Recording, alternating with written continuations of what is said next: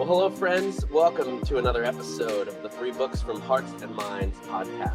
I'm Sam Levy with the CCO, Transforming College Students, Transforming the World.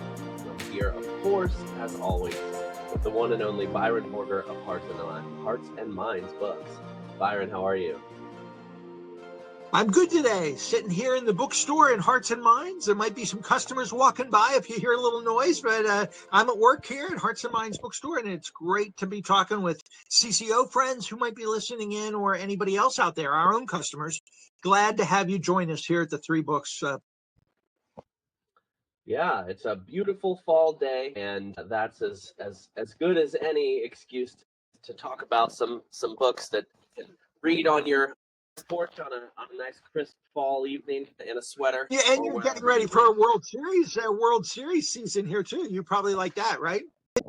Yes, I don't like that the Phillies aren't in it. I'm still disappointed about that, but it is World Series time, and it will be fun to watch some great players play some. It's funny. One of the great baseball books of all time has been a study by a thoughtful political scientist guy, actually, but it's called Men at Work. And it sort of is blurring this distinction between play and work, that work is actually these players, it's their job. But it's a kind of paean to the great American sport of baseball, but it's called Men at Work. And that title about baseball made me think, yeah, a lot of people have various different kind of jobs. And the CCO has always tried to nurture in our students that we're mentoring and discipling on the campus as we do evangelism and mentoring and disciple making.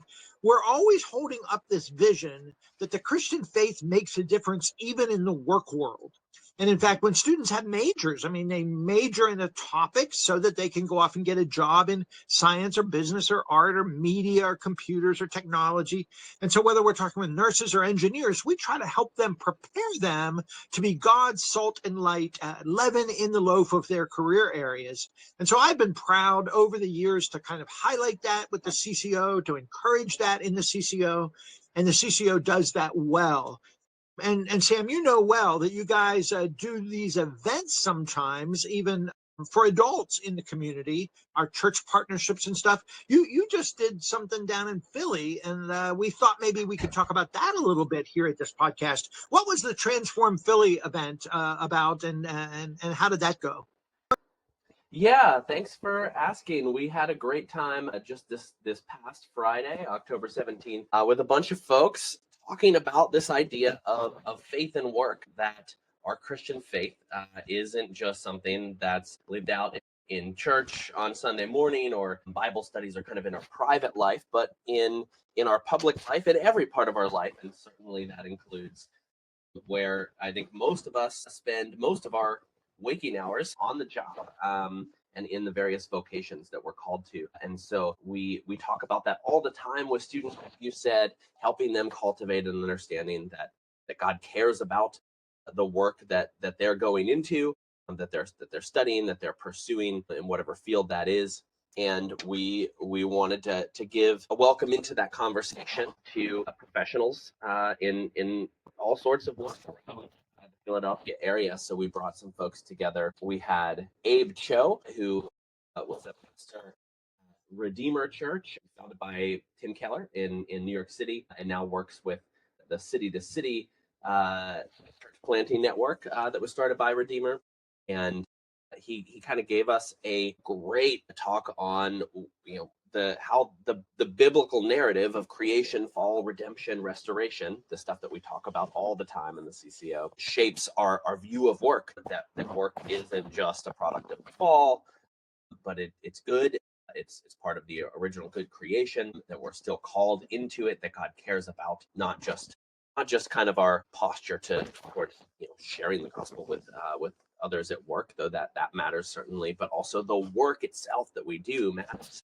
And then we got to hear from a variety in a panel discussion of folks who are just living that out in, and I think both ordinary and radical ways in the ordinary work that they do, and invited the folks there into conversations about what that looks like in their own lives. You sent along a great display of books that folks could check out on those topics, and it was just a great time to be together. And and really think deeply about these things that really matter.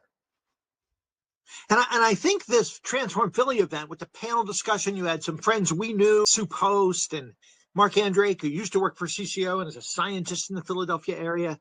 Q is a wonderful woman that we've known well. This panel discussion fleshed out the details of what that looks like in the workaday world as they take this vision into the kingdom. I think they got the idea for doing that at an event that we call Jubilee Professional, or J Pro, sometimes we call it, which is a Friday before Jubilee, the big annual conference. CCO staff listening in know well about this, but those that might not know, we do this big conference in February, 3,000 college students on what it means to serve God in this whole reformational worldview vision of creation for all redemption. But then the day before, we have all these speakers in town in Pittsburgh. So we thought, let's use them for adults and professionals in the community. And so they do J Pro, Jubilee Professional. And I guess you guys out there in Philly decided you just wanted to do a Jubilee Professional like we do that day before Jubilee every year, that you wanted to sort of duplicate that in a basic sort of simple way in Philly. So God bless you for doing that, taking the J Pro model of having these keynote talks and table talks and workshops and panel discussions where people actually get to see Christians who are living out their faith in the marketplace. That's just a great thing to do. Did people like it? I didn't get to go, so I made a video. I think we're going to put that in the link, right? We're going to try to put that in the link so you can see my little 5-minute video of highlighting some key books, more than 3, and why we sell books and why we were complimenting this event. But did people like the video? Did they like the books? Did they like the workshops? How was the kind of upshot as the whole thing, Sam, as you debrief that? Yeah, certainly I'm biased as a part of the planning team for the event, but I really got the sense that folks really ate it up, that there was a real hunger for these conversations, that even for folks who, maybe it's not a radically new idea that God cares about their work, but what does that mean? What does that look like to live that out in just the nuts and bolts of the daily grind? When it's so easy to get focused on other things, get bogged down in the work itself that often feels like toil. And how can we learn from each other to do that? I think those are conversations we ought to be having. I think sometimes, and I shared this following that panel, sometimes we we're chatting with folks at church, and I don't think it's, in my experience, it's not rare for folks to how's work going? Busy. Yep, busy for me too. And that's kind of sometimes the extent of what we get into in that conversation. But how can we push that deeper to actually share? Here's a way I've been able to seek redemption in this area of my work. I'm really struggling with this part of my work, and to know what would honor God, what would be part of building the kingdom through what I'm doing. Do you have any ideas? Can you help me imagine what that might look like? We need those conversations. Yeah, we sure do. Well, kudos to you for putting this event together. Thanks to everybody that participated. If anybody's listening now that was there, we'd love to know about it in the chat. Put it in the little comments. If you were at Transform Philly, I don't know if you'll do it again and build on the success of this year's little event, but I think it could be a growing conference that you do in the Philadelphia area.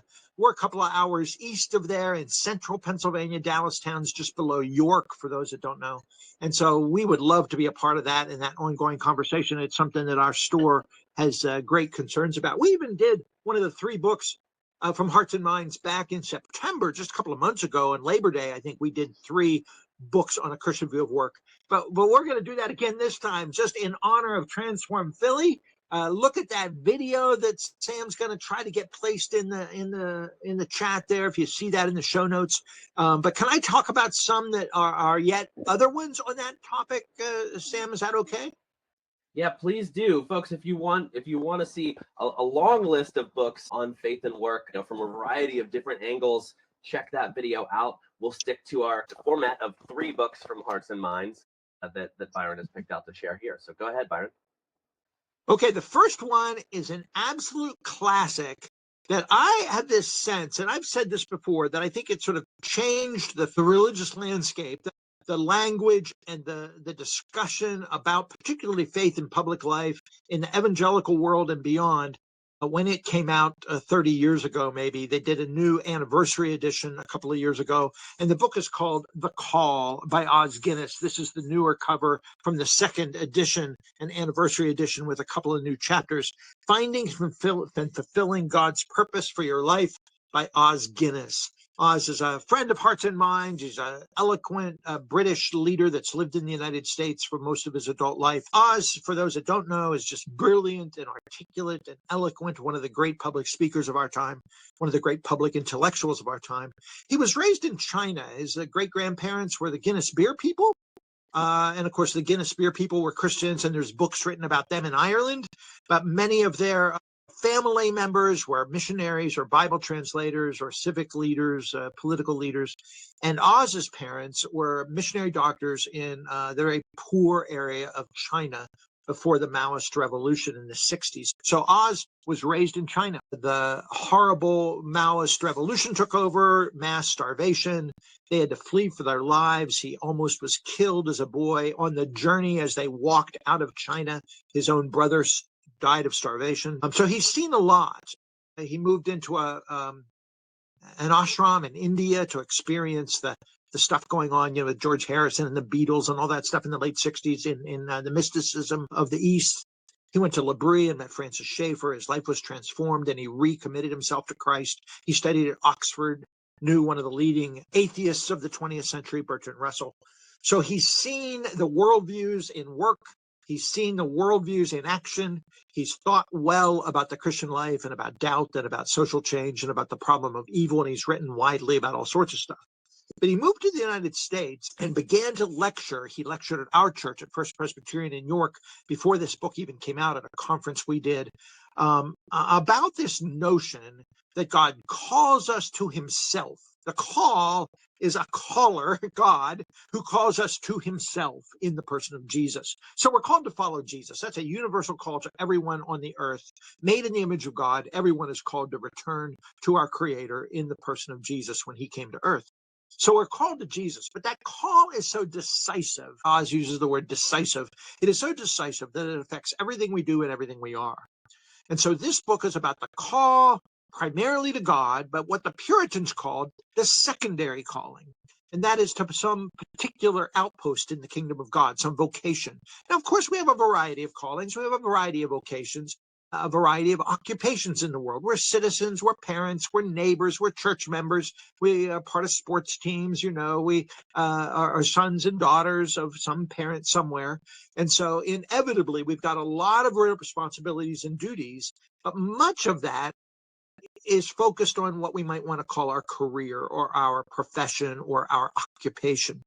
And he kind of fleshes this out in a whole bunch of chapters. It's a thick book. It is eloquent. It is moving. It is deeper than most, but not hard. It's not academic, but it is deep and rich and historical. He uses lots of good quotes from philosophers and political historians. Every chapter is short, and it ends with a prayer. So you could read all 30 of these. If you're really hefty, you could read one a day for a month. You might want to read it twice over a period of 2 days and stretch it out. But there's about 30 chapters, and it's about how the lordship of Christ affects everyone, everywhere, in everything. He exposes the dualism between sacred and secular, between what in the Middle Ages they literally called the higher and lower calling. The higher calling was to become a monk or a priest or the life of prayer. And then there was the secondary, the lesser calling, as opposed to the high calling. The lesser calling, if you were a merchant or a farmer or a soldier or something. And so he blows that out of the water, says that is not biblical. The Protestant Reformation didn't quite adequately deal with this, but they tried to move away from that medieval split where if you were really Christian, you went to the monastery. And if you were just a second-class Christian, you could be an ordinary person and get a job in the world. And he says, no, we are all called to serve God with all we've got in everything we are, using our gifts and talents. So he fleshes this out to the kind of world we want that is transcendent, that is full of meaning, that uses our imagination and calls the very best out of us as humans. So I adore this book. If I were listing my top 10 books, my top 5 books, I think this would be one of them. The prayers at the end of each chapter are precious. The biblical study is rich. The sociological insight is powerful, and what it points us towards is all of this faith and work stuff, not exactly about your career only, but the theology that undergirds all of it, this broad, robust vision of the kingdom of God coming when Christ calls us and then sends us into particular vocations and occupations in the world. The Call, Finding and Fulfilling God's Purpose for Your Life by Os Guinness, one of the absolute must-reads, I think, for anyone in this conversation. That's great. I had no idea that he was actually, not that this is the important part of what you're sharing about the book, but I had no idea he was connected to the Guinness beer family. I could have assumed that, I guess. Oh, he absolutely was. Yep. Yeah, And classic. and there's books about that too, about the noble Arthur Guinness, the noble work that they did and the concern for the poor that they had and the social ethics of their business. There's some good stuff written about that. There are other chapters in here, one about another relative of his in the Guinness family who almost was at the end of his rope. He was going to commit suicide in Ireland, out on a big hill, and was going to throw himself over. It's one of the chapters in here. And he heard this guy whistling. It was a hymn tune, and he heard this Irish peasant whistling, and he looks down over the valley, and he watches the guy work, and the guy makes this very almost tedious, artful plowing of his field in these rows of crops. So elegant. The guy watched him all day.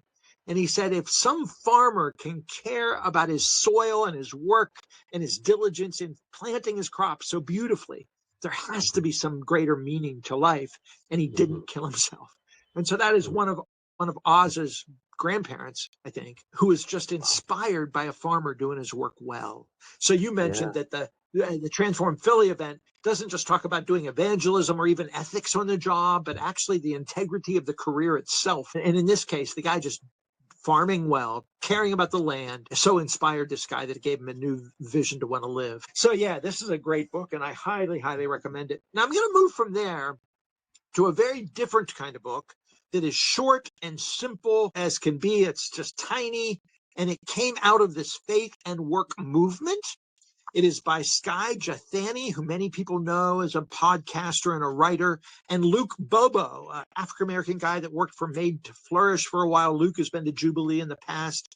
This little book is called Discipleship with Monday in Mind. And what it attempts to do is it attempts to make a case that pastors or church leaders, and I would say CCO workers or campus ministers or youth workers, anybody that's doing ministry, and of course that's not most of us listening in, but many of us are in ministry positions, that if we're in ministry, we have to do our ministry with Monday in mind. We're equipping people, serving people, mentoring people in the way we do worship, in the language we use about faith, in the kind of prayers we pray, in the kind of social events we do. We are trying to equip people to understand their work in a fresh way as part of their religious faith, as part of their spirituality, as part of their devotion to the Lordship of Jesus, that they are going to go into the work world on Monday with a fresh perspective. And so it looks at pastoral practice and says, it is malpractice if you're not doing this. It's not just sort of a thing that some pastors should do if you're in New York with Tim Keller. No. Every pastor should be equipping their people to a public theology and a robust vision of the kingdom of God, breaking into every area of life, including people's vocations and avocations. Retired people, no matter who you are, you're called to some things outside the walls of the church. So he looks at pastoral practices. Then the second chapter is corporate worship. And in every chapter, they tell stories. For instance, in this particular case, how in worship, you can even have vocational opportunities to pray over different careers or commission people in their jobs. Hey, I've heard that, I probably have said this before, but I know a woman who was commissioned to be a Sunday school teacher in September as she was going back into work as a Sunday school teacher. She was a public school teacher, and they prayed over her as a task to serve the children of the church well, as she was happy to do. But she said later, I come and I work, 4 hour, a couple of hours a week teaching Sunday school, and they pray over me and make a big deal about it. But I'm at 40 hours a week in the public school, and nobody's ever once prayed for me there. in my job for 40 hours working with kids in the public schools. Why is that? Well, you can do something about that. You can start praying for people around their careers and commission them, not just the missionaries or the session members or the elders or the consistory. You could start commissioning everybody their jobs and build that into your corporate worship. Beautiful little stories of people doing that. Chapter 3 is discipleship and spiritual formation. And again, often our spiritual formation is very internal. We're inviting people to have a deeper heart for Jesus and feel his presence and be sure and confident of your salvation. That's all good. But where does that go? Where does that lead? Is there a sense that the spiritual formation we do and the discipleship we do should equip people to somehow think about the implications of public life? And then the next chapter is outreach and mission. And again, thinking about all of us as missional rather than just the missionaries we support overseas. So this little slim book is packed full of stories and examples. It was interviews with pastors. A couple of them are CCO related. Guys that we know, Jeremy Lyle in Akron and Jay Slocum in Pittsburgh. There's a number of really sharp people that have kind of caught this vision from us in the CCO. They're leaders in the faith and work movement now. And this little booklet, created by Made to Flourish, which is Tom Nelson's organization, Made to Flourish. And we're one of the few bookstores in the world that carry it because we just believe in this stuff. So this little slim guy, Discipleship with Monday in Mind, has lots of great stories, lots of great opportunities to learn and be encouraged, and how to do ministry with Monday at Mind. Well, I got Yeah, one that's more. really great. Can I tell you about one more? And this one, I'll be brief. It's a complex book. It's a serious book. I don't know if I mentioned this the last time we talked together, Sam, but I know we talked about it at the video we made for the Transform Philly event, and it is called Working for Better. Working for Better, a new approach to faith at work. Elaine Howard Ecklund and Denise Daniels are the authors. These two women are spectacular. Elaine Ecklund is actually a writer that has written earlier analyzing the role of scientists. She has a book on Oxford University Press on how scientists think about religion. She also did research on how religionist people of different religious faiths, how they think about science. And she put them together in a couple of academic books and another one on Baker Publishing, integrating kind of science and how people think about that and what scientists think about religion. Well, anyway, she's a sort of a journalist that does that kind of work. And here she's doing it on the Faith at Work movement. She's analyzing people that are doing this kind of stuff. They did major research, major statistics. I think it's one of the grandest research projects that's happened lately around this question of faith at work. And then Denise Daniels, her co-author, who teaches entrepreneurial work at Wheaton College, and she has written a book called Working in the Presence of God, which is very much about the spirituality of work, how we actually live our internal faith and our spiritual lives and our virtues that come from the fruits of the Spirit, how we live that out in the marketplace and in the real work world. So Denise Daniels' book about spiritual practices at work and Elaine's kind of sociological studies in the social sciences give in this book a new way to think about making a difference in the work world. They offer this pretty timely research-based project and about the changing demographics of the work world. There's more women in the work world than ever, and they look at key tensions between faith and work. They're identifying what people have said, what they've struggled with in the work world. So I'm just a really big fan of this book. It is a little deeper. It is a little heavier. It is research-based, so there's lots of anecdotes and stories of the data for anybody that wants to get involved in this conversation, integrating faith and work, making a difference in the work world. If you're interested in this at all, these key points, there's 12 chapters, everything about pluralism, about rest, about systems thinking, about individual responsibility, about sacred work versus secular work, how people talk about that, about how to protect others in this journey as we work with colleagues in the work world. There is more in here than any book that I know of that gets at the freshest kind of stuff that we got to be thinking about. And this offers not so much a new model, but at least new data to help us realize that we're not making this stuff up. This isn't some like fringe theological tradition that a few of us in the CCO like. Everybody in America is trying to figure out how to make the work world work and how to make it serve people better and work for the common good as we transform work. This is going to give you the tools to do it. So I'm a big fan of this Working for Better. It's laden with a lot of good insight and just a really precious book. I'm excited about it. Years ago, Sam, we in the CCO were talking about this stuff, and we developed the Jubilee Conference to talk about this very stuff. And sometimes at Jubilee, when you're working with 18-year-old students, you don't have a lot of practical experience in the work world yet. And so we don't always get there. We talk about taking your faith into the classroom, of thinking Christianly and developing a Christian mind. But we often don't, and it's in a certain sense why we do Jubilee Professional the day before, because that's really on the ground people that are actually in the work world as adults. But years ago when I was on CCO staff, this would have been the 1970s. There's just a story that I'd love to tell you about, just as we close up here today. There was a movement founded by R.C. Sproul, who was a theologian, a Calvinist theologian, and known in some circles. He was involved with CCO early on and on our board, and we did a lot of our training. But he got to know a guy, his name was Wayne Alderson. Wayne was a Presbyterian elder at a church near where I worked in McKeesport, south of Pittsburgh.